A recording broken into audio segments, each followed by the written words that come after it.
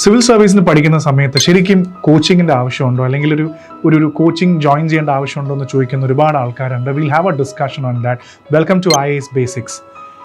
ഈ പ്രിപ്പറേഷൻ നടത്തുന്ന പല ആൾക്കാരും ശരിക്കും UPSCയുടെ ഒരു പാറ്റേണും സ്ട്രാറ്റജിയും നോക്കിക്കഴിഞ്ഞാൽ സെൽഫ് സ്റ്റഡി തന്നെയാണ് ഏറ്റവും വലിയ ഒരു പ്രിപ്പറേഷൻ്റെ രീതി എന്ന് പറയുന്നത്. അതായത് നമ്മൾ വിചാരിച്ചാൽ മാത്രമേ, ഒരു ടീച്ചറോ ഒരു ഇൻസ്റ്റിറ്റ്യൂഷനോ വിചാരിച്ചാൽ നമുക്ക് സിവിൽ സർവീസ് കിട്ടണമെന്ന് നിർബന്ധമൊന്നുമില്ല.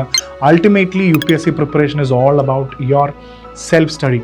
പക്ഷേ പ്രധാനപ്പെട്ട ഒരു ആസ്പെക്റ്റ് എന്താണെന്ന് വെച്ച് കഴിഞ്ഞാൽ കൃത്യമായിട്ടുള്ള ഒരു ഗൈഡൻസ്. അതായത് ഇത് എങ്ങനെയാണ് ചെയ്യേണ്ടതെന്ന് ചോദിച്ചു കഴിഞ്ഞാൽ ഓരോ വർഷം ഈ സിവിൽ സർവീസിന് വേണ്ടി പഠിച്ചിട്ടുള്ള ആൾക്കാരെ സംബന്ധിച്ചോളം ഇതിൻ്റെ പാറ്റേൺ, ഇതിൻ്റെ ട്രെൻഡ്, ഓവറോൾ ആയിട്ടുള്ള ഒരു സ്ട്രാറ്റജി ഉണ്ടാകും. അത് ഞാൻ വിശ്വസിക്കുന്ന ലോകത്തെ ഏത് പരീക്ഷ എടുത്താലും ആ പരീക്ഷയ്ക്ക് ഒരു യുണീക്കായിട്ടൊരു പാറ്റേൺ കാണും, ഒരു ഡയമെൻഷൻസ് ഉണ്ടാവും. അതറിയുന്ന ആൾക്കാർക്ക് കൃത്യമായിട്ട് അതിനെ പ്രെഡിക്റ്റ് ചെയ്യാനും അതിനെ ഗൈഡ് ചെയ്യാനും പറ്റും. സിവിൽ സർവീസും അങ്ങനെ തന്നെയാണ്. അൾട്ടിമേറ്റ്ലി നിങ്ങൾ തന്നെയാണ് പഠിക്കേണ്ടത്.